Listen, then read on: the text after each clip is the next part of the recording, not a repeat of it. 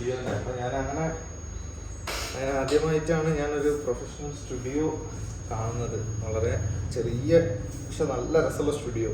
എനിക്ക് ഭയങ്കര ഇഷ്ടമായൊരു സ്റ്റുഡിയോ. അങ്ങനെ അവിടെ നിന്ന് അവരുടെ കൂടെ ഞാൻ സ്റ്റാർട്ട് ചെയ്തതാണ്. അവരുടെ പേര് പ്രദീപ് മേനോൻ എന്നാണ് ആർട്ടിസ്റ്റിന്റെ പേര്. ഓണർ ബാംഗ്ലൂർ. എവിടെ? ബാംഗ്ലൂരില കോർമംഗല. കേട്ടിട്ടുണ്ടാവും. കോർമംഗല അല്ല, ഈ പ്രദീപ് അല്ല, അതറിയില്ല. മൂപ്പര് 2003 ഈ പരിപാടിയായിട്ട് ഇറങ്ങിയ ആളാ. ഇതുപോലെ കോർപ്പറേറ്റ് ലൈഫ് ജോലിയൊക്കെ ഉണ്ടായിരുന്ന ഒരാളായിരുന്നു. അതൊക്കെ നിർത്തി ഇതിലേക്ക് മാറിയാണ്. അപ്പം ഞാൻ ചെന്ന സമയത്ത് എൻ്റെ അടുത്ത് ഭയങ്കര പൊളൈറ്റായിട്ട് മുമ്പിൽ സംസാരിച്ച് എനിക്കൊരു ചാൻസ് അവിടെ തന്നു. എന്നോട് പറഞ്ഞു ഇങ്ങനെ പറഞ്ഞു പേയ്മെന്റ് ഒന്നും ഉണ്ടാവില്ല, അസിസ്റ്റ് ചെയ്യുകയാണെങ്കിൽ നോക്കാന്ന് പറഞ്ഞു. അങ്ങനെ ഓക്കെ, എനിക്ക് അങ്ങനെ ഒരു സ്പേസ് കിട്ടിയപ്പോൾ ഭയങ്കര ഹാപ്പി ആയി. ഞാനൊന്നും നോക്കിയില്ല. വീട്ടിലൊക്കെ പറഞ്ഞു എനിക്ക് ജോലി കിട്ടിയെന്ന് പറഞ്ഞു. അങ്ങനെയൊക്കെ പോയി. അവിടുത്തെ ചെലവൊക്കെയോ? വീട്ടിൽ ചിലവൊക്കെ ഞാൻ തന്നെ എടുക്കണം. എന്തോ ഭാഗ്യത്തിന് അപ്പൻ്റെ അടുത്തൊരു സ്കൂട്ടർ ഉണ്ടായിരുന്നു അവിടെ. അപ്പൊ ഞാൻ ആ വണ്ടി ആയിട്ടാണ് പോക്കും വരവൊക്കെ. അന്ന് റൂമുണ്ട്, ഫ്രണ്ട്സിന്റെ റൂമുണ്ട്. അപ്പൊ ഞാൻ ഓരോ കൂടെയാ നിൽക്കുക. അങ്ങനെ കുറച്ച് നിന്ന് കുറച്ച് കഴിഞ്ഞപ്പോൾ എൻ്റെ ഡ്രോയിങ് സ്കിൽസ് ഒക്കെ കുറച്ച് ഞാനാണെങ്കിൽ 10 കൊല്ലത്തിന് ശേഷമാണ് ഡ്രോയിങ് എന്ന് പറഞ്ഞ പരിപാടി തുടങ്ങുന്നത് തന്നെ. അതുവരെ ഞാൻ ഇതായിട്ട് യാതൊരു ബന്ധമില്ലാണ്ട് ഇരിക്കുന്നു. ഷോറൂമിലല്ലേ വർക്ക് ചെയ്യുന്നത്. ചിത്രം വരയ്ക്കാനുള്ള ചാൻസ് ഇല്ല. അങ്ങനെ ഞാൻ അവിടെ നിന്ന് ആർട്ടിസ്റ്റ് ഉണ്ടായിരുന്നു, ഒരു പെൺകുട്ടിയൊക്കെ ഉണ്ടായിരുന്നു. അപ്പൊ ഞാൻ വിചാരിച്ചു ഞാൻ ആദ്യമായിട്ട് കാണല്ലേ ലേഡീസ് ഒക്കെ ഇങ്ങനെ ടാറ്റൂ ഇൻഡസ്ട്രിയിലൊക്കെ വരുന്നതൊക്കെ. ഞാൻ അവിടെ ചെന്ന് കഴിഞ്ഞ് ഞാൻ ഫസ്റ്റ് ചെന്നപ്പോ എനിക്ക് അതിന് മുന്നേ വേറൊരു ഓപ്പണിങ് കിട്ടിയില്ലേ. ഞാൻ ഫസ്റ്റ് ഇത് ഈ ടാറ്റൂവിന്റെ ഒക്കെ സപ്ലൈസ് ഒക്കെ എടുക്കുന്ന ഒരു ടീമുണ്ട് ബാംഗ്ലൂരിലെ. അവരാണ് എനിക്ക് ശരിക്കും നല്ലൊരു മോട്ടിവേഷൻ തന്നത്. കാരണം എന്താ വെച്ചാല് ഞാൻ ഈ സപ്ലൈസ് ഒക്കെ എടുക്കുമ്പോൾ എനിക്ക് ഒരു ഐഡിയ കിട്ടുന്നില്ല. ഇത് ഏത് ഫീൽഡിലാണ് എന്തിന്റെ ഒക്കെ ആവശ്യത്തിന് ഉപയോഗിക്കാനൊന്നും അറിയില്ല. ഞാനിത് ഇങ്ങനെ ഏകദേശം എനിക്ക് തോന്നുന്ന പോലെയൊക്കെ അവിടെ ഓർഡർ ചെയ്യും. ഇവിടെ വരുമ്പോൾ ചിലപ്പോൾ അത് പറ്റൂല, വർക്ക് ചെയ്യുമ്പോൾ അത് കറക്റ്റ് ആവില്ല, എന്നിട്ട് എന്റെ വർക്ക് റെഡി ആവുന്നില്ല എന്ന് ഞാൻ തന്നെ എന്നോട് പരാതിപ്പെടുക. പക്ഷെ എനിക്ക് അറിയില്ല എന്നുള്ളതാണ് സത്യാവസ്ഥ. കാരണം ഒരു കോൺഫിഡൻസ് ഇല്ലല്ലോ ചെയ്യാൻ. നമ്മൾ പഠിക്കാണ്ട് ചെയ്യുന്ന ഒരു പരിപാടിയല്ലേ. അവസാനം ഓരോന്നോട് പറഞ്ഞു അവിടെ ഇങ്ങനെ ഒരു കൺവെൻഷൻ വരുന്നുണ്ട് ടാറ്റൂന്റെ ബാംഗ്ലൂര്. അപ്പോൾ നിങ്ങൾ അവിടെ ഒന്ന് അറ്റൻഡ് ചെയ്ത് നോക്കും. അപ്പോൾ നിങ്ങൾക്ക് കുറെ കാര്യങ്ങൾ മനസ്സിലാവും, കുറെ ആർട്ടിസ്റ്റുകളെ മീറ്റ് ചെയ്യാൻ പറ്റും എന്നൊക്കെ പറഞ്ഞിട്ട് എനിക്ക് അങ്ങനെ ഞാൻ പോയപ്പോഴാണ് ശരിക്കും എൻ്റെ ഐസ് ഓപ്പണിങ് അവിടെ സംഭവിച്ചത്. ഞാൻ അവിടെ ചെന്നപ്പോൾ വർക്ക് ചെയ്യുന്നതൊക്കെ കണ്ടിട്ട്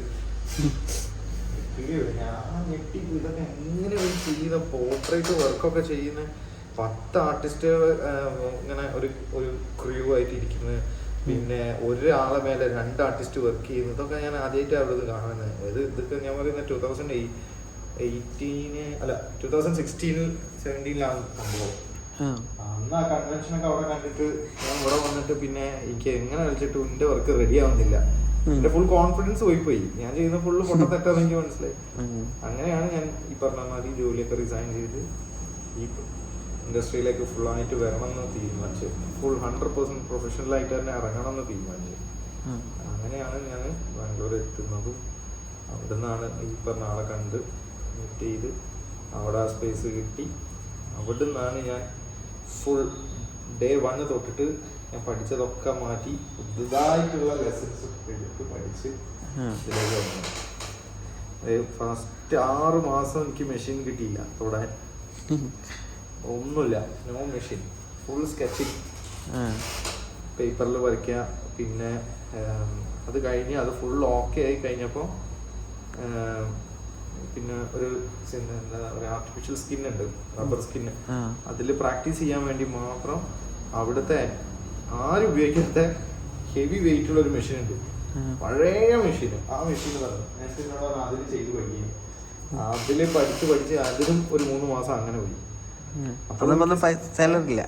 സാലറി ഇല്ല, ഒരു കൊല്ലം കഴിഞ്ഞിട്ടാണ് പേയ്മെന്റ് വരുന്നത്. അങ്ങനെ അത് കഴിഞ്ഞു. പിന്നെ ഞാൻ കുറച്ചും കൂടി അതിലൊക്കെ തന്നെ കുറച്ചുകൂടി എക്സ്പീരിയൻസ് ചെയ്ത് പിന്നെ വർക്കൊക്കെ ഒന്ന് ഇമ്പ്രൂവ് ചെയ്ത് ആ വർക്കുകളൊക്കെ ഒന്ന് സെറ്റാക്കി ഈ തരുന്ന ഇങ്ങനെ ഓരോ ഇത് തരും അസൈൻമെന്റ്സ് പോലെ, അതൊക്കെ കംപ്ലീറ്റ് ചെയ്തപ്പോൾ ഓക്കെ എന്ന് പറഞ്ഞിട്ട് അങ്ങനെയാണ് എനിക്ക് ചെറിയ കുഞ്ഞു മിനിമൽ എത്ര വലുപ്പമുള്ള കുഞ്ഞു ടാറ്റൂല്ലേ അത് ചെയ്യാൻ പെർമിഷൻ തന്നു.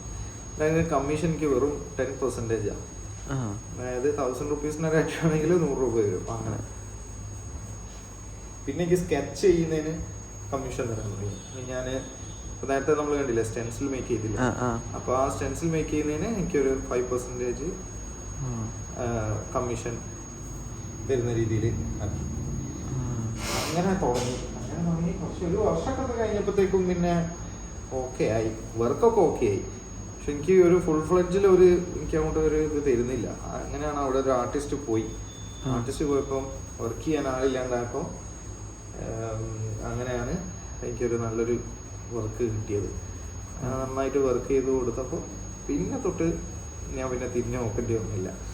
എവറി ഇയർ എനിക്ക് നല്ല പേയ്മെൻറ്റും പിന്നെ എല്ലാ വർഷവും ഇൻക്രിമെൻറ്റും ഉണ്ടായിരുന്നു പെർസെൻറ്റേജ് വൈസിൽ. അങ്ങനെ അവിടുത്തെ ലീഡിങ് ആർട്ടിസ്റ്റിൻ്റെ റോളിലേക്ക് പിന്നെ പ്രൊമോട്ട് ചെയ്തു. അവിടെ അങ്ങനെ നിൽക്കുന്ന സമയത്തായിരുന്നു കോവിഡ് വന്നത്. കോവിഡ് വന്ന സമയത്ത് ഞാനൊരു 5-6 മാസം അവിടെ കടിച്ചു പിടിച്ച് നിന്ന്. പക്ഷെ അന്നേരമൊന്നും ആർക്കും വർക്കും ഇല്ല, സ്റ്റുഡിയോ ഒന്നും ഓപ്പൺ ചെയ്യാനുള്ള പെർമിഷൻ ഗവൺമെന്റിന്റെ സൈഡിലും ഇല്ല. അപ്പം അവിടെ നിന്നിട്ട് ഭയങ്കര എക്സ്പെൻസീവായി, കാര്യങ്ങളൊന്നും നടക്കുന്നില്ല, റെന്റ്, ഇലക്ട്രിസിറ്റി, അങ്ങനെ ഓരോ പ്രശ്നങ്ങളൊക്കെ ആയപ്പോൾ പിന്നെ ഞാനായിട്ട് മെല്ലെ അവിടെ നിന്ന് മാറി. എന്നെ നാട്ടിലേക്ക് വന്നു. നാട്ടിൽ വന്ന് കോവിഡൊക്കെ മാറി വീണ്ടും ഞാൻ തിരിച്ച് ബാംഗ്ലൂരിൽ പോയി. പിന്നെ ഒരു വർഷം കൂടെ അവിടെ നിന്നു. പിന്നെ അപ്പോഴത്തേക്കും ബേബിയൊക്കെ ആയപ്പോൾ ഇത് കല്യാണം അതിന് മുന്നേ കഴിഞ്ഞിട്ട് 2016 എൻ്റെ കല്യാണം കഴിഞ്ഞിട്ട്. കല്യാണം കഴിഞ്ഞതിന് ശേഷമാണ് ഞാൻ ഇതിലേക്ക് ഇറങ്ങിയത്. വൈഫിന്റെ സപ്പോർട്ടുള്ളതിനെ കൊണ്ട് ഇറങ്ങിയത്, അല്ലെങ്കിൽ ഞാൻ വരൂല. കാരണം ഞാൻ ഓൾറെഡി ഓട്ടോമൊബൈലിൽ അവിടെ തന്നെ കുടുങ്ങിങ്ങനെ ഇരിക്കും. വൈഫ് ഇപ്പം ഹൈലൈറ്റിലാണ് വർക്ക് ചെയ്യുന്നത്.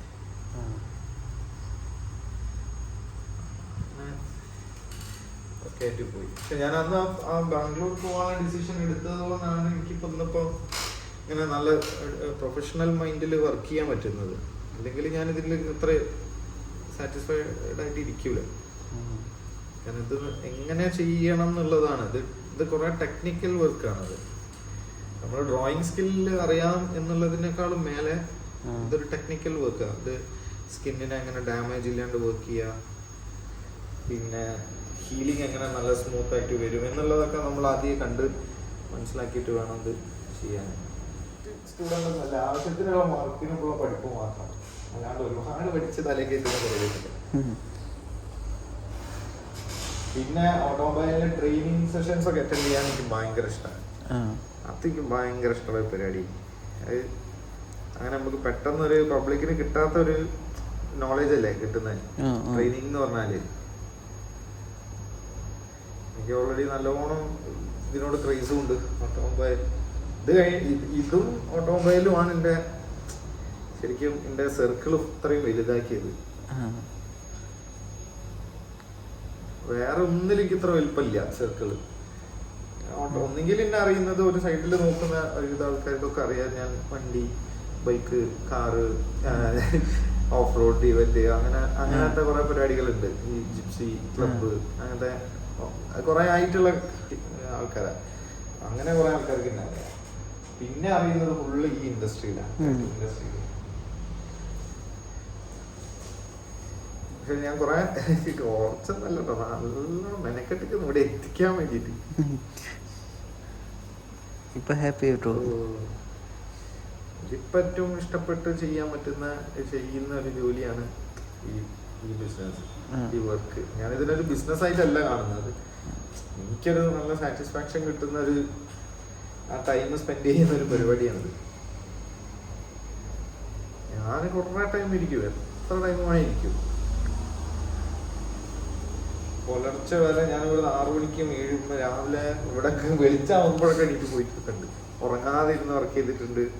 14 hours, 10 hours, 16 hours ഒക്കെ.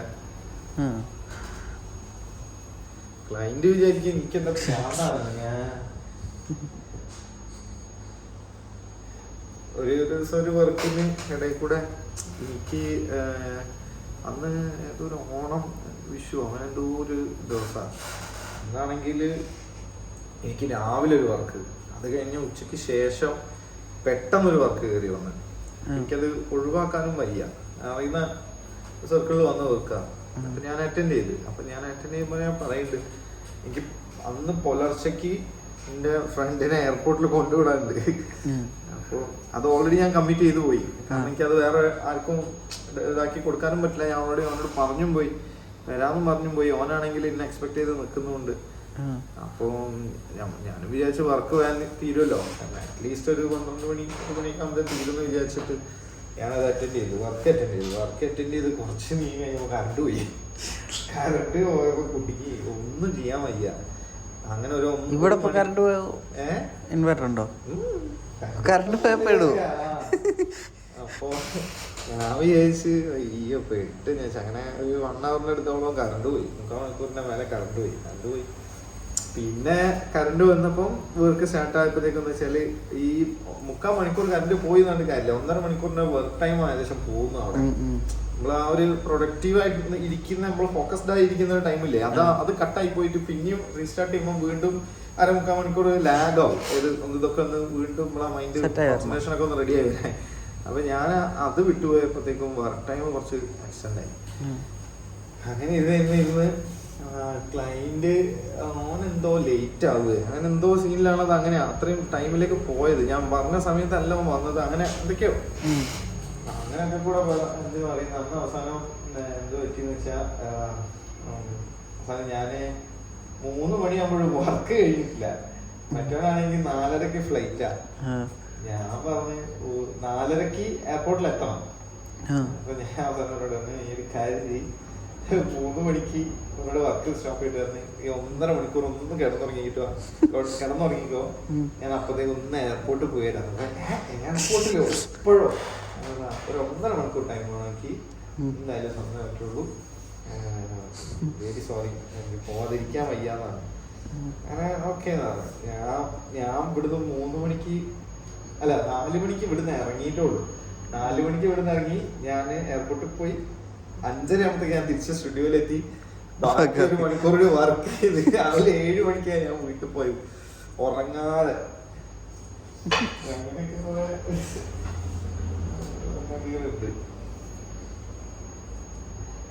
ഇതൊക്കെ വരും ഇങ്ങനത്തെ വർക്കിൽ. അതാ ഞാൻ പറഞ്ഞു, എനിക്കൊന്നും ഞാൻ കുറെ സാക്രിഫൈസ് ചെയ്യണം. കുറെ കാര്യങ്ങൾ മിസ്സാവും. ഇങ്ങനെ ഫ്രണ്ട്സിന്റെ കൂടെ പോകാൻ പറ്റൂല.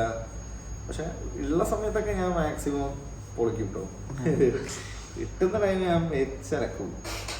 അതൊന്നും ചെറിയ ടൈമൊന്നുമല്ല. അപ്പൊ ഞാൻ പിന്നെ വിട്ട് കഴിഞ്ഞാൽ മറ്റേ പറവേനെ മതി, ഞാൻ ഒറ്റ പറക്കല. പിന്നെ ഇവിടെ താഴെ കുറച്ച് ദിവസം കഴിഞ്ഞിട്ടുള്ളൂ. ഞാൻ എന്നാലും ഗോവ പോയിട്ട് 2 സ്ഥലത്ത് വരാമെന്ന് പോയത്. വരുന്നത് ഒരാഴ്ച കഴിഞ്ഞാൽ എനിക്ക് ടൈം കിട്ടുമ്പോഴേ എനിക്ക് അങ്ങനെ പോകാൻ പറ്റുള്ളൂ. അല്ലാണ്ട് ഞാൻ അതിന് പ്ലാൻ ചെയ്തിരുന്നു കഴിഞ്ഞാല് കിട്ടിയത് മുതലെടുക്കും. അത് ഞാൻ ചിക്മംഗ്ലൂർ നമ്മളെ ഫ്രണ്ട്സ് സർക്കിൾ ഉണ്ട്. ഓരോടുത്ത് പോയത് ഇതേപോലെ തന്നെ പെട്ടെന്നൊരു ഇതില് പ്ലാൻ വന്ന് എന്നാ പോവാന്ന് വെച്ച് ചിക്മംഗ്ലൂരാന്ന് പ്ലാനേ ഇല്ല. വയനാട് പോവാന്ന് പറഞ്ഞ് പോയതാ വീട്ടിൽ. നേരെ പോയി ചിക്മംഗ്ലൂർ. അന്നാണ് ഞങ്ങൾ ചിക്മംഗ്ലൂരിൽ നിന്ന് വന്ന നെക്സ്റ്റ് ഡേ ആണ് നമ്മളിവിടെ ഉരുള് പൊട്ടുന്നത് വയനാട്ടില് മേപ്പാടി. അങ്ങനെ അപ്പോ പക്ഷെ എന്നാലും കുറെ കാര്യങ്ങളൊക്കെ മിസ്സാവും കേട്ടോ. കല്യാണ പരിപാടികളും കാര്യങ്ങളും ഒക്കെ. എനിക്ക് ഏറ്റവും വിഷമം ഉള്ള നടക്കുന്ന സംഭവങ്ങൾ ബാംഗ്ലൂരിലുള്ള സമയത്തായിരുന്നു. എനിക്ക് ഒരു പരിപാടിക്ക് ഇങ്ങോട്ട് അറ്റൻഡ് ചെയ്യാൻ വരാൻ പറ്റൂല. അപ്പൊ എന്തെങ്കിലും വർക്ക് വരും. അപ്പൊ എനിക്ക് വർക്ക് ഇല്ലാണ്ട് അവിടെ നിൽക്കാൻ വേണ്ടി പറ്റില്ലല്ലോ. അപ്പൊ എന്തായാലും വർക്ക് അറ്റൻഡ് ചെയ്തേ പറ്റുള്ളൂ. അങ്ങനത്തെ സീനൊക്കെ. എന്റെ ഫസ്റ്റ് കസിന്റെ കല്യാണം ഒക്കെ നിശ്ചയം, പാലുകുടി, വീട്ടിൽ കൂടല്, ഇതൊക്കെ മിസ്സാന്ന് പറഞ്ഞാല് ടോപ്പ് കോമഡിയാ. അവിടെ വിളിക്കുന്ന സമയത്ത് ചെക്കന്മാര് ഭൂലോക തിരക്കാം. അപ്പൊ അവിടെ പോകുന്നു, ഇവിടെ മേടിക്കാൻ പോകുന്നു, മദ്യം മേടിക്കാൻ പോകുന്നു, ബീവറേജിലേക്ക് കൊടുക്കുന്ന കുറെ ആൾക്കാര്. ഞാനവിടെ ഇങ്ങനെ ഒറ്റക്ക് നിക്കല്ലേ. സമയം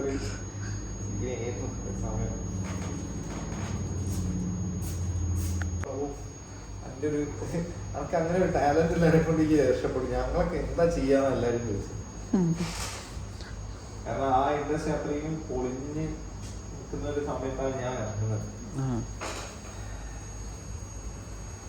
അത് ഞാൻ പറഞ്ഞ ആ നെറ്റ്വർക്കിങ് ഒരു വലിയ നെറ്റ്വർക്കാണ്. ആ ഒരു ഓട്ടോമൊബൈൽ ഇൻഡസ്ട്രിയിൽ. ഇപ്പൊ നമ്മളവിടെ സ്കോഡ, BMW, ബെൻസ്. ഞാൻ ഈ ഒരു 3 കമ്പനിയിലാണ് വർക്ക് ചെയ്തത്. ഫോർഡ്, പിന്നെ ഫോർഡിൽ നിന്ന് നേരെ BMW, പിന്നെ BM നേരെ സ്കോഡയിൽ നിന്ന് കുറച്ച് കാലം ഒന്ന് ഹോണ്ടയിൽ, പിന്നെ അത് കഴിഞ്ഞ് നേരെ മെർസിഡീസിലേക്ക്. മെർസിഡീസിൽ നിൽക്കുമ്പോഴാണ് ഞാൻ ഇതിലേക്ക് റിസൈൻ ചെയ്തിട്ട് പോകുന്നത്. അപ്പൊ അറിയാത്ത ആൾക്കാരൊക്കെ, അങ്ങനെയല്ല, നമ്മളെ ഈ ഇതൊന്നും കഴിവെന്ന് അറിയാത്ത ആൾക്കാരൊക്കെ എന്നോട് കുറെ ചീത്തനാണ്, ഈ ബെൻസല്ലല്ലേ ജോലിയൊക്കെ ഇട്ടിട്ടാണ് പോകുന്നത്, എനിക്ക് എന്തിന്റെ കേടാണെന്ന് ചോദിച്ചു. ഞാൻ പറഞ്ഞു മോനെ അവിടെയൊക്കെ സാലറി ഉണ്ടായിരുന്നോ? എവിടെ? ഓട്ടോമൊബൈലിന്റെ ഒരുപടി ഓട്ടോമൊബൈൽ ഇൻഡസ്ട്രിയിൽ ഞാൻ എനിക്ക് ലാസ്റ്റ് ഒരു 30,000 വരെ സാലറി ഉള്ള സമയത്താണ് ഞാൻ ഈ ജോലിക്ക് ഇത് നിർത്തി പോരുന്നത്.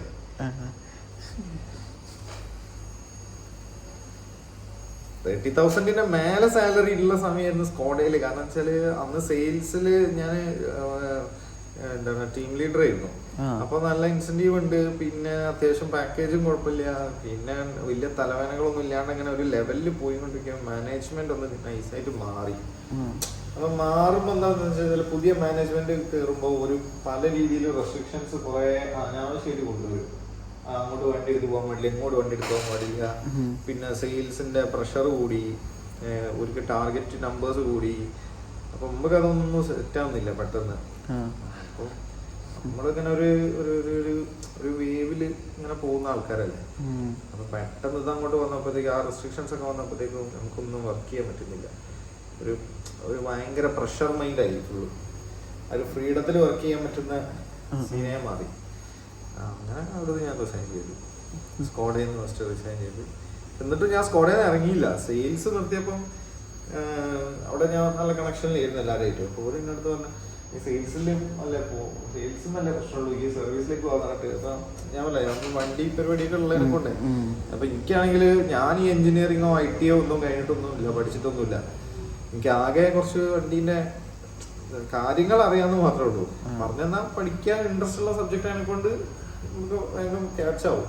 അങ്ങനെ ഞാൻ നോക്കുമ്പോൾ അവിടുത്തെ സർവീസ് മാനേജർ നമ്മളെ നല്ലൊരു ബന്ധമുള്ളവരാണ്. മൂപ്പനോട് പറഞ്ഞ ഈ പോണ്ട അയ്യൂടെന്ന് പറഞ്ഞു. അങ്ങനെ ഞാൻ സ്കോഡന്റെ വാറന്റി നോക്കിയപ്പോൾ വാറന്റി ഡിപ്പാർട്ട്മെന്റ് ഇല്ലേ, അതിലേനി കുറച്ച് ഒരു 8 മാസത്തോളം അത് തന്നു. പിന്നെ എനിക്ക് അതും അടുത്ത് അത് വെറും കള്ളപ്പരിപാടി ആയിപ്പോയി. എന്നുവെച്ചാല് ഷോറൂമാര് വേറൊന്ന് പറയും, അല്ല സർവീസിന് ഒരു സൈഡിൽ നിന്ന് ഒരു ടീം വേറൊന്ന് പറയും, കസ്റ്റമറോട് വേറെ ഒരു നോണം പറയും. ആക്ച്വലി പറഞ്ഞാൽ കസ്റ്റമറെ നല്ല അടിപൊളിയായിട്ട് ചീറ്റ് ചെയ്യുന്ന പരിപാടിയായി പിന്നെ ഓട്ടോമൊബൈലില്. അങ്ങനെയാണ് ഞാൻ അത് ആ ഒരു ഇൻഡസ്ട്രിയിൽ നിന്ന് വേഗം വിട്ടത്. എനിക്ക് എന്നോടൊരു ജസ്റ്റിഫൈ ചെയ്യാൻ പറ്റാത്തൊരു കുറെ റീസൺസ് വന്നത്. എന്താ വണ്ടി ഇപ്പോൾ വിൽക്കുന്നത്, വണ്ടി സെയിൽ ചെയ്യുമ്പോൾ വണ്ടിക്ക് പലതരം ഡാമേജ് ഉണ്ട്. ഇതൊന്നും കസ്റ്റമറോട് പറയാണ്ട് ഇവർക്ക് ആ സെയിൽസ് ക്ലോസ് ചെയ്യാന്നുള്ള ഒരൊറ്റൊരു ഉദ്ദേശത്തിൽ ഇവരെന്ത് ചെയ്യുന്ന വെച്ചാൽ ഇതൊക്കെ ഹൈഡ് ചെയ്ത് വെച്ചിട്ട് നമ്മളെ ഒരു പോയിന്റ് നമ്മളവിടെ മുമ്പിൽ വെക്കും. എന്നിട്ട് ഇവര് നമ്മളെ കൊണ്ട് ആ വണ്ടി വിൽപ്പിക്കും.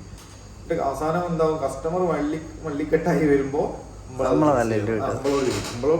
ഈ കസ്റ്റമർ എന്ന് പറഞ്ഞാൽ എപ്പോഴും സെയിൽസിൽ ഫസ്റ്റ് ആരാണോ ആ കസ്റ്റമർ അപ്രോച്ച് ചെയ്തത് അവരുടെ അടുത്ത് മാത്രമേ കസ്റ്റമർ ഇന്ററാക്ട് ചെയ്യുള്ളൂ. അതല്ല കസ്റ്റമർക്ക് മാനേജ്മെന്റ് എന്താണ്, സെയിൽസ് മാനേജർ ആരാണ്, കമ്പനിയുടെ CEO ആരാണ്, കമ്പനിയുടെ ഓണർ ആരാണെന്നൊന്നും കസ്റ്റമർക്ക് അറിയേണ്ട ആവശ്യമില്ല.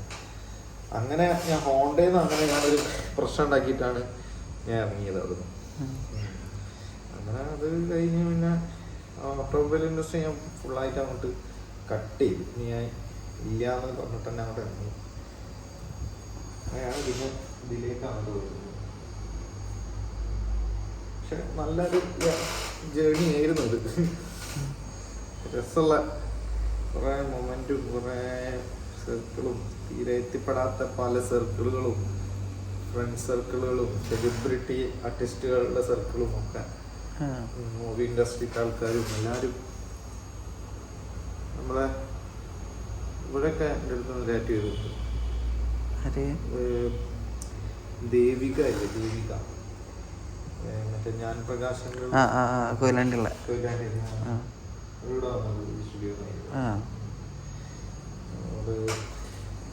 പിന്നെ ബിഗ് ബോസിലുള്ള നമ്മളെ രഘു ഇല്ലേ, ബിഗ് ബോസ് RJ രഘു, നമ്മളെ വെരി ക്ലോസ് സർക്കിളാണ്. ഓരോ ഫാമിലി ആർട്ടിസ്റ്റ് ആയല്ലേ, ഓ ഓരോ ഫാമിലിയിൽ എല്ലാവരും എൻ്റെ അടുത്ത് നിന്ന് ചെയ്തു. ഞാനതന്ന് വീട്ടിൽ പോയിട്ടാണ് ചെയ്തു കൊടുത്തവർക്കൊക്കെ. ഓരോ ആരും ഇങ്ങോട്ടേക്ക് അങ്ങനെ വരുമൊന്നുമില്ല, പബ്ലിക്കിലേക്ക് അങ്ങനെ വരാൻ താല്പര്യം ഇല്ലാത്ത ഒരു വിഭാഗം ആൾക്കാരെ. ഓരോ 1-2 ടാറ്റു ചെയ്തിട്ടുള്ളൂ, ഫസ്റ്റ് ഒരു ടാറ്റു ചെയ്തിട്ടുള്ളൂ.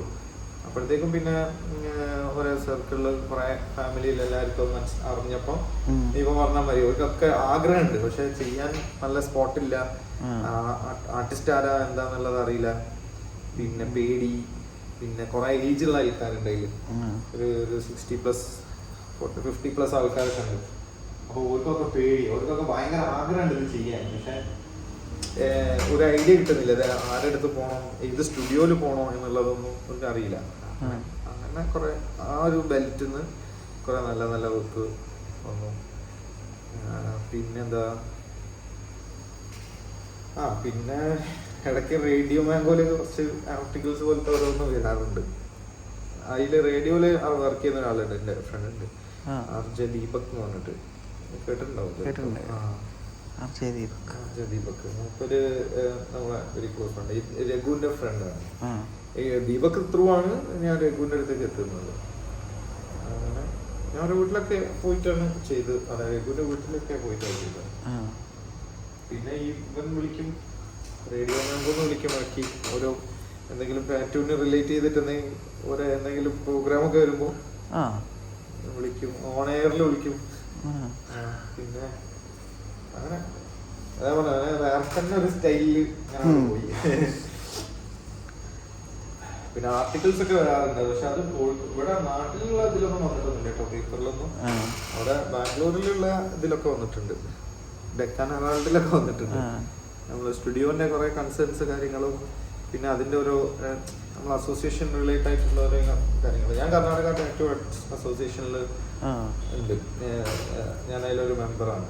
ഞാൻ അതിലാണ് ഞാൻ ലൈസൻസ് ഒക്കെ എടുത്തത്. എൻ്റെ ലൈസൻസ് കർണാടക ലൈസൻസാണ് ടാറ്റുവിൻ്റെ. ഞാൻ പക്ഷെ ഇതൊന്നും പബ്ലിക്കിൽ ഇവിടെ അധികം ആൾക്കാർക്ക് അറിയില്ല കേട്ടോ, ഞാൻ അങ്ങനെ ആരോടും പറയാനില്ല. ഇവിടെ വരുന്ന ആൾക്കാർ അങ്ങനെ കുറെ സമയം ഇരിക്കുന്നത്, അല്ലെങ്കിൽ ദർശനം എങ്ങനെ കിട്ടി? ദർശനം എങ്ങനെ വന്നെന്ന് വെച്ചാല്, ഞാൻ എന്റെ ഫ്രണ്ടിന്റെ സ്റ്റുഡിയോയില് ഇതേമാതിരി വർക്ക് ഉണ്ടെന്ന് പറഞ്ഞിട്ട് ഞാൻ രാവിലെ അവിടെ പോയിട്ടുണ്ടായിരുന്നു. അന്ന് എന്തോ ഞാൻ രാവിലെ ഒരു വർക്ക് അറ്റൻഡ് ചെയ്ത് ഞാൻ ഇറങ്ങാൻ നിൽക്കുമ്പോ ഈ ദർശനം അവിടെ ഇരിക്കുന്നുണ്ട്. അപ്പൊ ഞാൻ ശ്രദ്ധിച്ചിരുന്നില്ല. അപ്പൊ എന്നോട് അപ്പൊ മൂപ്പര് ഏത് ടാറ്റു ആന്നുള്ളത് മൂപ്പര് പറയുന്നില്ല. അപ്പൊ ഇവനെ വിളിച്ചിട്ട് ഞാൻ ഇറങ്ങി കഴിഞ്ഞപ്പോ ഇവനെ വിളിച്ചിട്ട് വേണം, ഇവിടെ ഒരു വർക്ക് ഉണ്ട്, ഈ ഒന്ന് അറ്റൻഡ് ചെയ്യും, ബാൻഡാണ്, ജോമെട്രിക് ബാൻഡാണ്, എനിക്ക് തന്നെ ചെയ്തോ, എന്നെ കൊണ്ട് പറ്റൂല, എനിക്ക് പകുതി ആയിട്ട് പിന്നെ എനിക്ക് ഭ്രാന്താവും. അവൻ അങ്ങനത്തെ വർക്കൊന്നും ഇഷ്ടമല്ല, അങ്ങനത്തെ കോംപ്ലിക്കേറ്റഡ് സാധനം, പ്രത്യേകിച്ച് ബാൻഡ്. അപ്പൊ അങ്ങനെ ഞാൻ പറഞ്ഞൊക്കെ ഞാൻ വരാന്ന് പറഞ്ഞു. ഞാൻ തിരിച്ച് പിന്നെയും പോയി. അപ്പൊ പിന്നെ ഇവൻ എന്താക്കിയ സ്റ്റുഡിയോ എന്നെ ഏൽപ്പിച്ചു, ഒറ്റ മുന്നേറി. ഞാൻ ഈ മൂപ്പരും ഞാനും മാത്രം സ്റ്റുഡിയോ ഇത് ചെയ്യണ്ടായത്. നോക്കുമ്പോ വർക്ക് എന്താന്ന് നോക്കുമ്പോഴാണ് ഇതാണ് എനിക്ക് മനസ്സിലായത്. ഓക്കെ, എന്തായാലും ഒരു 8 മണിക്കൂറിലേക്കുള്ള പണി റെഡി ആയിരുന്നു. അപ്പം അങ്ങനെ മൂപ്പര് അങ്ങനെയാണ് മൂപ്പരായിട്ട് കണക്ഷൻ ആയത്. പിന്നെ നമ്മളിങ്ങനെ ഇരിക്കല്ലേ, ഇങ്ങനെ സംസാരിക്കല്ലേ, അപ്പൊ ഓട്ടോമാറ്റിക്കായിട്ട് കണക്ട് ആയി അങ്ങനെയാണ് മൂപ്പരായിട്ട് പരിചയം. അപ്പൊ ഓനൊരു പ്രാവശ്യം ഞാൻ ഓനോട് ഇങ്ങനെ പറഞ്ഞിട്ടുണ്ടായിരുന്നു, അങ്ങനെ സേഫ് എക്സ്പ്രസിലുള്ള ഒരാൾ ഇവിടെ വന്ന് ചെയ്തിരുന്നു എന്ന് പറഞ്ഞപ്പോ ഈ വർക്ക് ഒരു ദിവസം ഈ മൂപ്പരെ കണ്ട് സംസാരിച്ചു. അപ്പൊ അങ്ങനെ കുറച്ചും കൂടി അങ്ങനെ പറഞ്ഞ അതിന്റെ ഒരു ക്ലോസ് ഫ്രണ്ടാണ് അങ്ങനെ കുറച്ചും കൂടി കണക്ട് ആയി. പിന്നെ ഈ ദർശന്റെ നമ്പർ എൻ്റെ ഉണ്ടായിരുന്നു, പക്ഷെ പിന്നെ ഞാൻ ടെക്സ്റ്റ് ഒന്നും ചെയ്യാനുള്ളൊരു ഗ്യാപ്പ് ഇട്ടില്ല. ഞാൻ ഈ ടാറ്റു ചെയ്ത് കഴിഞ്ഞ ഒരാഴ്ച വരെ കോണ്ടാക്റ്റിൽ ഉണ്ടായിരുന്നു. പിന്നെ മൂപ്പരും പിന്നെ തിരക്കായി. പിന്നെ ഞാൻ എന്തോ ഒരു കാര്യത്തിൽ ഞാനത് ആ ടാറ്റു ഹീൽ ചെയ്ത് കഴിഞ്ഞിട്ട് എനിക്കത് കാണിച്ചു തരാൻ വേണ്ടി മൂപ്പരോട് പറഞ്ഞിട്ടുണ്ടായിരുന്നു. അപ്പൊ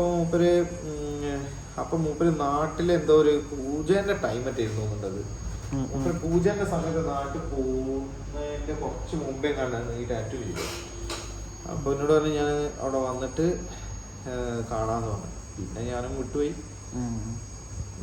എനിക്ക് എപ്പോഴും എൻ്റെ സാറ്റിസ്ഫാക്ഷൻ എന്താണെന്നറിയാം, എനിക്ക് ഞാൻ ചെയ്ത ടാറ്റു റിസൾട്ട് കാണുന്നത് ഹീൽ ചെയ്തിട്ട് എങ്ങനെയുണ്ട് എന്ന് കാണുന്നതിലും വലിയ സാറ്റിസ്ഫാക്ഷൻ ഒന്നുമില്ല ഈ ടാറ്റൂല്, ഈ ടാറ്റൂ ചെയ്യുന്ന പരിപാടിയിൽ.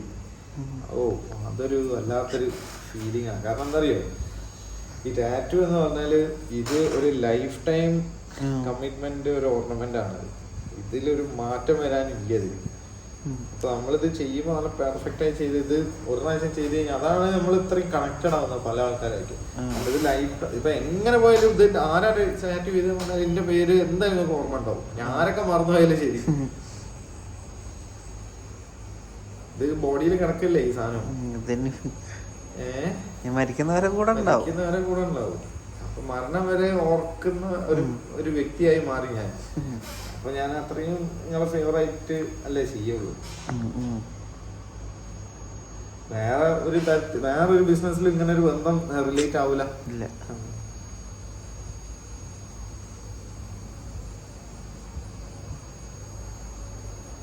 ബാംഗ്ലൂർ സ്റ്റുഡിയോ എനിക്ക് കുറെ കണക്ഷൻ ഉണ്ടായിരുന്നു അങ്ങനെ, മലയാളീസ് തന്നെ. അതില് 2-3 മലയാളി ഇവിടെ വന്നിട്ട് ചെയ്തിട്ടുണ്ട് എന്റെ ഈ സ്റ്റുഡിയോയില്. ഇവിടെ നാട്ടിൽ നിന്നുള്ള ഒരാള് ഞാൻ അവിടെ നിന്ന് പരിചയപ്പെട്ടിട്ടുണ്ടായിരുന്നു. ടോപ്പ് വിറ്റ് ചെങ്ങായി. കോമഡി എന്ന് വെച്ചാൽ എന്റെ വീടിന്റെ തൊട്ടടുത്ത വീട്, പക്ഷെ ഞാൻ ഇന്ന് വരെ മൂപ്പരെ കണ്ടിട്ടില്ല. അങ്ങനെ മൂപ്പര് വർത്താനം പറഞ്ഞ അങ്ങനെ സംസാരിച്ച്. അപ്പൊ മൂപ്പര് വീട് ഇവിടെ വെസ്റ്റില് ചുങ്കത്താ. അപ്പൊ അങ്ങനെ ഞാൻ പറഞ്ഞ ചുങ്കത്തൊക്കെ നമ്മളെ അറിയുന്ന സർക്കിൾ അല്ലേ. അങ്ങനെ പറഞ്ഞു വന്നപ്പോ മൂപ്പരെ ബ്രദർ ഡോക്ടറാണ്, ഒരു ഡെന്റൽ ഡോക്ടറാണ്, ശ്യാം എന്ന് പറഞ്ഞിട്ട്. അപ്പം മൂപ്പരൊക്കെ എനിക്ക് നല്ലോണം അറിയാം. അപ്പൊ അങ്ങനെ പറഞ്ഞു കമ്പനി കഴിഞ്ഞ് മൂപ്പരിന്റെ നമ്പറൊക്കെ വാങ്ങിച്ച്, അല്ല നമ്പർ അന്ന് മേടിച്ചില്ല. അതിന് ദിവസം ഞാൻ വെസ്റ്റിൽ നിന്ന് പെട്രോൾ പമ്പിൽ ഫ്യൂൽ അടിച്ച് ഇറങ്ങുമ്പോൾ മൂപ്പരുണ്ട് ഓപ്പോസിറ്റ് വരും. അപ്പൊ എന്നെ കണ്ടു വർത്തനൊക്കെ പറഞ്ഞ് എന്റെ മൊബൈൽ നമ്പറൊക്കെ വാങ്ങിച്ച് ഞാൻ വിളിക്കാം, എനിക്ക് കുറച്ച് ആവശ്യങ്ങളുണ്ട് എന്നൊക്കെ പറഞ്ഞ് അങ്ങനെ നമ്മൾ ഒരു ബന്ധം ഒന്നും കൂടി ഒന്ന് റിഫ്രഷ് അടിച്ച് വിട്ട്. പിന്നെ എനിക്ക് തോന്നുന്നത് ഒരു 3 വർഷം കഴിഞ്ഞിട്ടാണ് മൂപ്പരിന്നെ നമ്പർ ഇട്ടിട്ട് എന്റെ ഫോൺ നമ്പറിൽ വിളിക്കുന്നത്. വിളിച്ച് സംസാരിച്ച് അപ്പോയിന്റ്മെന്റ്. അപ്പത്തേ മൂപ്പരെ കല്യാണമൊക്കെ കഴിഞ്ഞു.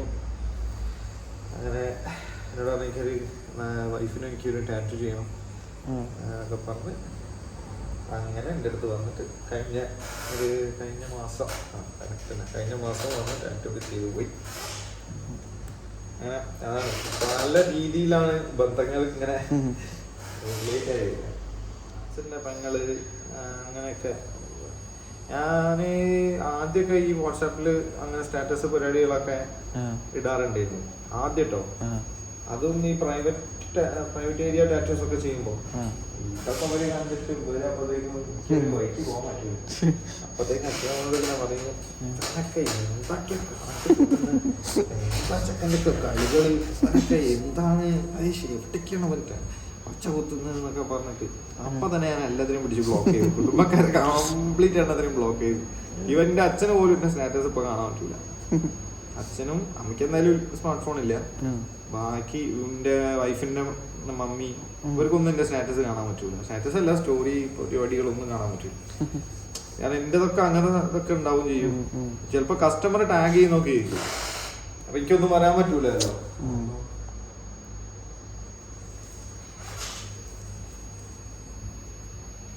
അവസാനം കുറ്റം പറഞ്ഞ ആൾക്കാരൊക്കെ എന്റെ അടുത്ത് വന്ന് ടാറ്റു ചെയ്തു പോയി. അതുകൊണ്ട് എന്റെ ഏച്ചിയൊക്കെ ഭയങ്കര അഗേൻസ്റ്റ് ചെയ്യും.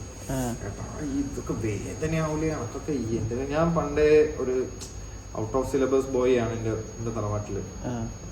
ഞാനും എന്റെ ഒരു ബ്രദർ ഉണ്ട്, അവൻ അത്ര ഇല്ല, പക്ഷെ ഞാൻ കുറച്ച് എക്സ്ട്രീം ആയി പറഞ്ഞാല് ഞാൻ ആരും പറഞ്ഞാൽ മതിയില്ല.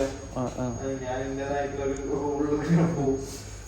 പറഞ്ഞ അപ്പൊ കേൾക്കും, കേട്ടെന്ന് ഓരോ ബോധ്യപ്പെടുത്തുന്നത് മാത്രമേ ഉള്ളൂ. പക്ഷെ അങ്ങനത്തെ ഇതൊക്കെ ഇനി പണ്ടേ ബൈക്ക് റേസ് അങ്ങനെ ഓരോ വണ്ടി പരിപാടികൾ കാര്യങ്ങളൊക്കെ ആയിട്ട് നടക്കല്. അപ്പൊ ഒരു വൃത്തിയിലും മെനയിലും എവിടെയും ഒരു പ്രസൻസിൽ കൊണ്ടുപോകാൻ ഇവർക്കൊക്കെ ചടപ്പാ. ഞാൻ അങ്ങനെ ആയിരിക്കും പോവുക. ഞാൻ എന്തെങ്കിലുമൊക്കെ ഒരു കോലത്തില് ഡ്രസ്സിങ് ഒന്നും അങ്ങനെ ഏട്ടനൊക്കെ എന്റെ വലിയച്ഛൻ്റെ മോനൊക്കെ ഉണ്ടാവും. മൂപ്പനൊക്കെ കല്യാണത്തിന് പോവാന്നാല് നല്ല അണിഞ്ഞൊരുങ്ങി നല്ല കുർത്തൊക്കെ ഇട്ട് ഞാൻ പോവാ. ടീഷർട്ടും കാറുകളൊക്കെ ഇട്ടിട്ട് ഞാൻ പോവും. അപ്പൊ നമ്മള് വേറെ തന്നെ ഒരു മൂഡ് കാണാൻ. അപ്പൊ ഇവർക്ക് എങ്ങനെയാണ് നമുക്കൊരു നല്ല ഷാർട്ട് ഇട്ട് വന്നൂടെ. അന്ന് മുടിയൊക്കെ ഇങ്ങനെ സ്പൈക്ക് ചെയ്തിട്ട് ഇവിടെ അന്നത്തെ കാലം. അപ്പൊ ഇവർക്ക് എനക്ക് ഇതൊക്കെ എന്തൊക്കെ കോലാണ് ഇവന്റെ ഒക്കെ ഒരു കോലം എന്നൊക്കെ പറഞ്ഞിട്ട് ഇപ്പൊ ആരും ഒന്നും മിണ്ടുന്നില്ല. എനിക്ക് ഒറ്റ എന്താ ചെയ്യുന്ന വെച്ചാൽ എന്റെ കുടുംബത്തിൽ എനിക്ക് ആദ്യം ഫസ്റ്റ് ചെയ്യണം എന്നുള്ളൊരു വാശി എപ്പോഴും ഉണ്ടാവും. ഇപ്പൊ ഒരു വണ്ടി മേടിച്ചാലും അല്ല ഒരു ഇതെടുക്കും, എനിക്ക് ഫസ്റ്റ് എനിക്ക് ഭയങ്കര ഇതായിരുന്നു. ഇങ്ങനെ പറയില്ലേ ഒരു നേർ സ്വഭാവമൊക്കെ അറിയില്ലേ, അവിടെ ഞാൻ ശരിക്കും ഇത്രയും കാമായത് ഞാൻ ഈ ഇൻഡസ്ട്രിയിൽ ഇതിൽ കയറിയതിനു ശേഷം ഞാൻ കുറെ അവിടെ ഒതുങ്ങി. എന്റെ ദേഷ്യം ഇതൊക്കെ മാറി, ഞാൻ കുറെ കൺട്രോൾഡായി. ഇല്ലെങ്കിൽ ഹൈപ്പറാണ് അത്. വീട്ടില് ഇപ്പോഴും നിന്റെ വീടാണ് ഫസ്റ്റ് വീട്, അത് കഴിഞ്ഞ പുറത്തേക്ക് പിന്നെ ആരും ഒച്ച കൊടുത്തൂല.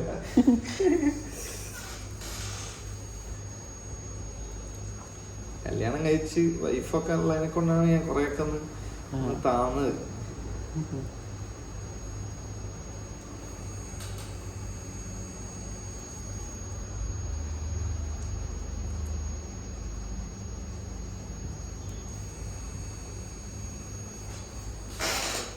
എനിക്ക് ഒരു ഐഡിയ ഇല്ല അതിനെ കുറിച്ച്. ഞാൻ ഒന്നാമത് അതിൽ അത്ര സ്പെൻഡ് ചെയ്യൂല. എനിക്ക് ആ ടൈം ഞാൻ വേറെ എന്തെങ്കിലും പരിപാടി ഒപ്പിച്ചേക്കും. ഞാൻ എന്താ വെച്ചാൽ ഈ ടാറ്റു കഴിഞ്ഞ് കഴിഞ്ഞാൽ ഞാൻ എന്താ അറിയാം, പിന്നെ ഞാൻ അവിടെ വിടച്ച് മാർക്കും. ഇത് ഞാൻ പിന്നെ അടുത്ത് തലയിൽ വെക്കില്ല. കാരണം എനിക്ക് ഇത് ഒരുപാട് ടെൻഷൻ ആയി കഴിഞ്ഞാൽ പിന്നെ എനിക്ക് നെക്സ്റ്റ് വർക്ക് അറ്റൻഡ് ചെയ്യുമ്പോൾ എനിക്ക് ആ ഒരു ഫ്രഷ്നെസ് കിട്ടൂല. അപ്പൊ ഞാൻ ഇത് ഈ ടാറ്റു ചെയ്ത് കഴിഞ്ഞാൽ 4 ഫോട്ടോ എടുത്തു കഴിഞ്ഞാൽ ഞാൻ ഇവിടെ മറന്നത്. അപ്പൊ ഞാൻ പിന്നെ നെക്സ്റ്റ് നേരെ പോയി ഇവിടെ എങ്ങോട്ട് അറിയാം, വണ്ടീന്റെ പരിപാടിക്കാം. എന്റെ ബൈക്ക് സെൽ ചെയ്യാനും കാറ് കഴുകാനും മറ്റേത് അങ്ങനത്തെ ആ പരിപാടിയിലേക്ക് ചാടി ഇറങ്ങും. അപ്പൊ എന്താ വെച്ചാൽ ഇത് മറന്നു, ഇതവിടെ കിടക്കും. പിന്നെ അപ്പോഴത്തേക്കും എനിക്ക് വണ്ടീൻ്റെ എന്തെങ്കിലും പരിപാടികൾ വരും. അപ്പോൾ ഞാൻ കുറേ അതിൻ്റെ കുറേ അങ്ങനത്തെ കാര്യങ്ങൾ ഇൻവോൾവ് ആയിട്ട് ഇത് നൈസായിട്ട് എൻ്റെ മൈൻഡിൽ നിന്ന് കട്ടാവും. പിന്നെ ഞാൻ ഈ എടുത്തു വെച്ച ഫോട്ടോസ് ഒന്നും ഞാനിത് അപ്ലോഡ് ചെയ്യാനും ഇതൊന്നും നേരം ഉണ്ടാവില്ല, ഓർമ്മയുണ്ടാവില്ല. ആദ്യം പറഞ്ഞാണ് സത്യം, ഓർമ്മ ഉണ്ടാവില്ല. പിന്നെ അതിന് ഞാൻ നേരം കണ്ടും പിടിക്കില്ല. അങ്ങനെ അതുകൊണ്ടെന്ന് വെച്ചാൽ ഈ അക്കൗണ്ടിൽ ഫോട്ടോ പോസ്റ്റ് ചെയ്യുന്ന എനിക്ക് ഈ റീൽസ് ഉണ്ടാക്കുന്നത് എങ്ങനെയാണെന്നുള്ളത് എനിക്ക് അറിയില്ല. അപ്പൊ ഞാൻ എന്നാലും എന്തോ ഒന്ന് കളിച്ചിട്ട് കുറെ ഫോട്ടോസ് ഇങ്ങനെ വന്നപ്പോ ഞാൻ അറിയാതെ ഈ സ്റ്റോറി ഇടുന്നതിന് പോലെ അവിടെ റീൽ എന്നുള്ള ബട്ടൺ ഞെക്കി പോയി. അടിപൊളിയാ, ഫോട്ടോഗ്രാഫറാണ്, മറ്റേ ഈ ആഡ് ഷൂട്ടൊക്കെ ചെയ്യുന്ന. ഫോൺ ഇവിടെ വന്നിട്ട് ഒരു സമയം ഈ ടാറ്റു ചെയ്യുന്നത് ഇവൻ ഇവിടുന്ന് എന്തൊക്കെയോ ഫോൺ കൊണ്ട് അങ്ങോട്ട് എറിയുന്നു ഇങ്ങോട്ട് എറിയുന്നു, ഫോൺ അങ്ങോട്ട്. ഞാൻ ഇവനെന്താ കഴിക്കുന്നത്?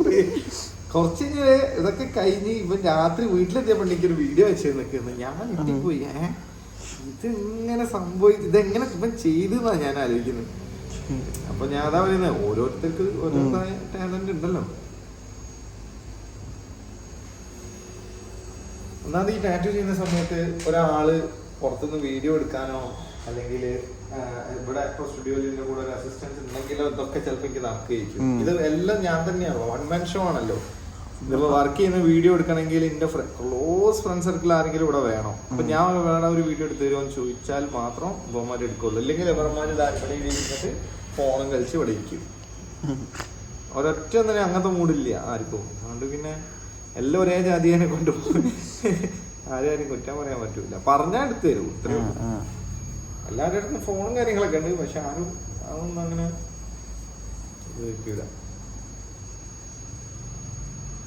ആ മറ്റേ വീഡിയോ അല്ലേ ഞാനിപ്പോ ഇന്നലെ മറ്റേ പോസ്റ്റ് ചെയ്ത് മറ്റേ വലിയ വർക്ക് അതെപ്പോ ചെയ്താറേ, കഴിഞ്ഞ വർഷം ചെയ്ത ടാറ്റു.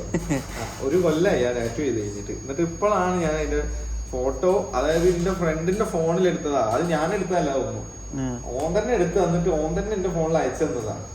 ഓന്റെ അതും ഞങ്ങളത് ഓന്റെ ഗോഡ്വിനില്ലേ, ഓന് ഒരു എസ്റ്റേറ്റ് ഉണ്ട്, പ്രോപ്പർട്ടി ഉണ്ട് ഇവിടെ ഈങ്ങാപ്പുഴ. അവിടെ പോയിട്ട് അവിടുന്ന് എടുത്തതാ അത്. അപ്പൊ അത്രക്ക് ഉണ്ട് എന്റെ കഥ. അതുകൊണ്ട് ആ കാര്യം മാത്രം ഭയങ്കര വീക്കാണ്.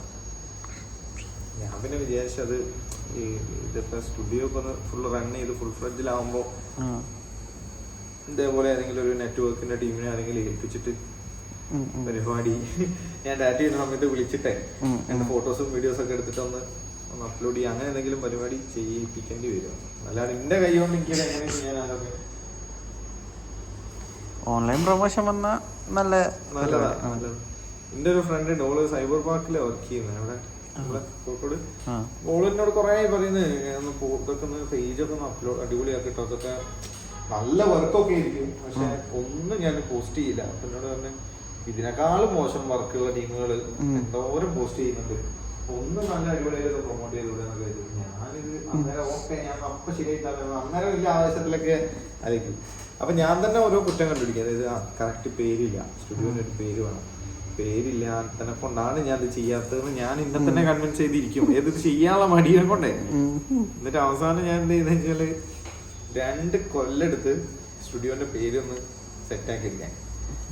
അങ്ങനെ അങ്ങനെ കണ്ടുപിടിച്ച ഒരു ദിവസം ഗോഡ്വിന് ഞാനും കൂടി ഇരുന്ന്, അവന്റെ വെരി ക്ലോസ് ഫ്രണ്ട് ആട്ടോ, അവന്റെ ബ്രദറിന്റെ പോലെ അല്ല, ബ്രദറിന്റെ ആണ് എല്ലാ കാര്യത്തിലും. അങ്ങനെ ഞാനും അവനോട് ഇതേപോലെ ഞാൻ അവനോട് കാര്യങ്ങളൊക്കെ പറഞ്ഞപ്പോൾ എന്നോട് തന്നെ അങ്ങനെ ഞങ്ങൾ എനിക്ക് ഒരു 2-3 ആഴ്ചയോളം ഞങ്ങൾ ഈ പേരും തപ്പി, പേരും ആലോചിച്ച് എന്ത് പേരിടും, എങ്ങനെ ഇടും. ഓൻ പറയുന്ന പേര് എനിക്ക് പറ്റൂല, എനിക്കാണെങ്കിൽ കുറെ ക്രൈറ്റീരിയകൾ, എനിക്ക് ഇന്റർനാഷണൽ സ്പെക്ക് നെയിം വേണം, അപ്പൂപ്പ ഇന്ത്യൻ നെയിം വേണ്ട, അങ്ങനെ നല്ല വെറൈറ്റി ആയിരിക്കണം, യുണീക്ക് ആയിരിക്കണം, ഇതിൻ്റെ പേരായിട്ട് കണക്റ്റഡ് ആവുന്ന സാധനം വേണം, അങ്ങനെ എന്നൊക്കെ പറഞ്ഞിട്ടാണ് തുടങ്ങിയത്. തുടങ്ങി അവസാനം വെട്ടി എത്തുന്നില്ല. വെട്ടി എത്താനായിട്ട് പരിപാടി അവസാനിപ്പിച്ചിട്ട് ദേഷ്യം പിടിച്ച് കാറിന്ന് ഇറങ്ങി പോവാൻ നിൽക്കുക.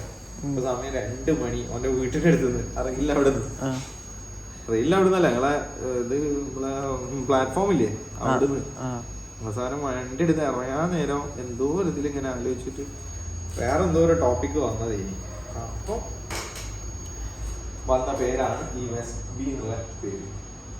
SB എന്നുള്ള പേര് വരുന്നത് വളരെ സിമ്പിൾ സാധനമാണ്.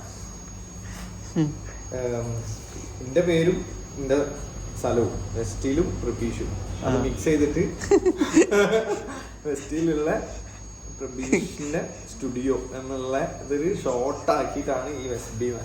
അതിലങ്ങോട്ട് കൈ തോർത്തുകൊണ്ട് കൈയെട്ടി ഉറപ്പിച്ച മാതിരി അതിലങ്ങോട്ട് ഉറപ്പിച്ച് ഇനി ഇതിലൊരു മാറ്റമില്ല, നാളെ തന്നെ ഞാൻ ഇതിന്റെ പരിപാടി തുടങ്ങാന്ന് പറഞ്ഞിട്ട് ഞാൻ ഇരുന്ന് അതിലാണ് ഞാൻ കുറച്ച് എഫേർട്ട് എടുത്തിട്ട് നല്ലോണം ഒന്ന് വരച്ചത്. കുറെ കാലത്തിന് ശേഷം ഞാൻ വരച്ചതാ സാധനം SB എന്നുള്ള സ്ക്രിപ്റ്റിൽ. ഫുള്ള് ഞാൻ മാനുവലി വരച്ച് സ്കെച്ച് ചെയ്തുണ്ടാക്കിയിട്ട് എഡിറ്റ് ചെയ്ത് പിന്നെ ആണ് ഫോട്ടോഷോപ്പിലൊക്കെ എഡിറ്റ് ചെയ്ത് അത് മൈനാക്കി ഷേപ്പാക്കി ഷാർപ്പ് ചെയ്ത്. എൻ്റെ സ്കെച്ചൊക്കെ ഞാൻ മാനുവലി ചെയ്തതാണ്. അതുകൊണ്ട് കോപ്പി റൈറ്റ് ഒന്നും ഉണ്ടാവില്ല എന്നുള്ളത് എനിക്ക് ഉറപ്പാണ്. ഞാൻ ആദ്യം തന്നെ നോക്കിയെന്ന് വെച്ചാൽ SB എന്നുള്ള ഒരു പേരിൽ ടാറ്റു സ്റ്റുഡിയോ ലോകത്തിലേ ഉണ്ടാവാൻ പാടില്ല എന്നൊക്കെ കരുതിയിട്ടാണ് തുടങ്ങിയത്. അതുകൊണ്ട് അതില്ല, ആ പേര് ആരും തുടങ്ങിയില്ല. അങ്ങനെ